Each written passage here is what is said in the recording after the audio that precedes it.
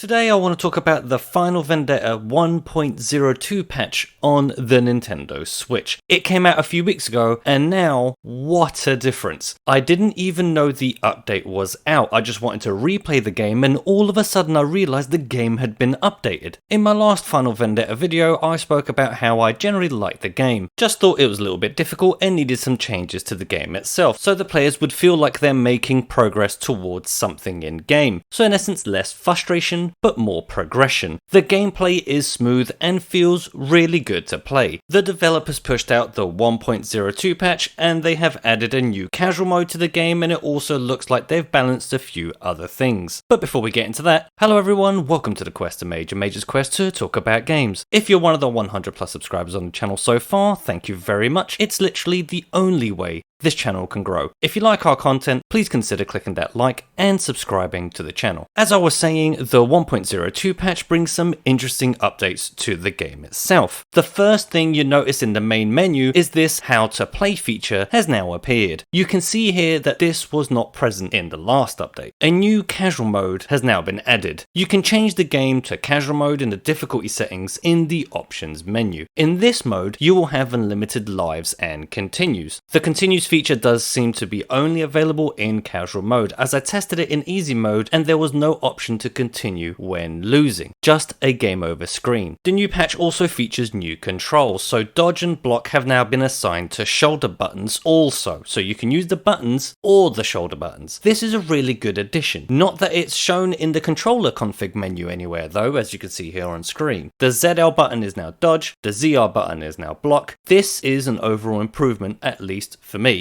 as I find myself using the dodge mechanic much more now that it has been assigned to a shoulder button. Usable items have also been buffed. They're quicker to use and more durable. Thank you for doing that, because using them once and then they disappear I didn't think was a good idea. You can use the items longer and they can also be dropped and picked up again. This coupled with the attack rate being quicker, I definitely like these changes. Extra lives now unlock as you gain points. I think it was every 1 million points that the game awards you an extra life. Yes, it does seem to be every 1 million points. As you can see here, I had 9 lives with 823,501 points. As it goes through the point screen, the score goes over 1 million. And now I'll let it run just so you can see that straight after, I now have 10 lives. A revamped training mode was also added. Training mode is now available from the beginning of the game, where I think it should have been in the first place. You will unlock enemies as you defeat them as you play through each level. Don't know if this was there before. There's a mode in training that you can see the hitboxes for each character and also shows the moment that each character attacks another. This is definitely an awesome addition. Moveset updates were added, so with the character Claire it's easy to juggle combos. And finally, a level select was added to the options menu. So if you're having difficulty during a particular level and you want to practice, you're not just limited to using practice mode. You can actually start on that level you're having difficulty with and go from there, which is a good thing. The patch is now live for all platforms. In my last Final Vendetta video regarding patch 1.01, I mentioned that the difficulty needed balancing. You can see here that in easy mode, pre-patch, you started off with 7 lives. Post-patch, you now start with 9. Good start right there. As a suggestion to improve the game, I also said that enemies needed to surround the player less, or their movement needed to be slowed down. I do think the developers have done something similar. I noticed this throughout my playthroughs now post-patch. The enemies seem to idle more and not attack the players as often. The enemies also seem to miss more when attacking the player. Two things that I think are very welcome in the game. Let's take a look at these moments in the elevator in stage 3. This is the elevator itself, and the 4 enemies have surrounded the player character. By slowing down this segment, I think this is a good example of what the developers might have changed. We can see the 4 enemies on screen, but pay attention to these 2 and how they move around the environment. Do you see how this enemy here is moving to flank the player? I think this now happens much less and the enemies hit less frequently. You can see pre-patch, as soon as the player character gets hit, the other enemies also attack, causing a barrage of damage. This is fine now and again, but to me this was happening far too often pre-patch. Another example is this guy, which is in the same elevator scene. Watch how he immediately comes into the scene and attacks the player on the offside. It It's the same movement post-patch, but the enemy misses, which again also seems to happen more often. These are some of the reasons why the easy mode now feels more like it's, well, easy. The enemies spend more time idling and not rushing the player. Also, cheap moments like these barrels are now gone in this level. You can see the first time I played this post-patch, I even jumped out of habit. Other cheap moments later on in the game are still there. Not all the cheap moments have been removed from the game, but at least these ones were.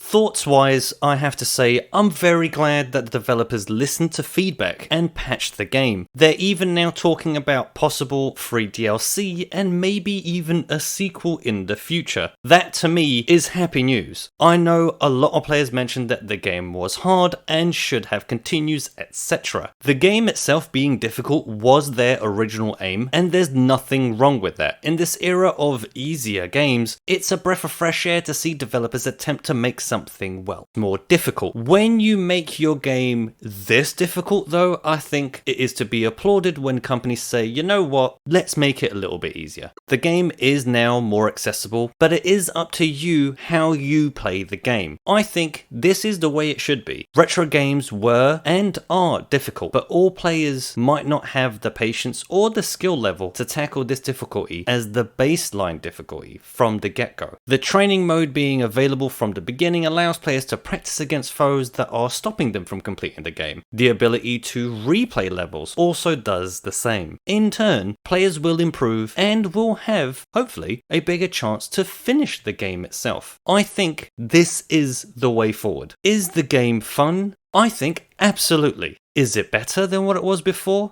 100% yes. I have now finished the game on easy mode with 2 characters and will finish the game with the 3rd. More than likely moving up in difficulty to finish it again with those characters. I also find myself now looking at the achievements to actually try and achieve them. Lastly, in comparison to pre-patch, it just feels like the time you have with the game is more fun and less hectic. For me, this game now joins others like Streets of Rage 4 and the Capcom Beat 'em Up bundle as my go-to beat 'em up game / collections on the Nintendo Switch. If you dropped out of the game before because of its difficulty or because of frustration, I would say give it another go. It looks and sounds good while playing well, and for me, ultimately, the game is fun to play, and now also fun to return to. So what do you all think of the new 1.02 patch for Final Vendetta on Nintendo Switch? Do you like it? Do you dislike it? How would you change it? Please leave your impression down in the comment section. But that's going to do it for today's video. Thank you very much for watching. If you like our content, we have a few videos talking about games, mostly arcade and retro on the channel. If you'd like to watch these, please take a look. If you like our content and you want to help the channel grow, please click that like, subscribe, and notification bell for more of our content in the future. And until then,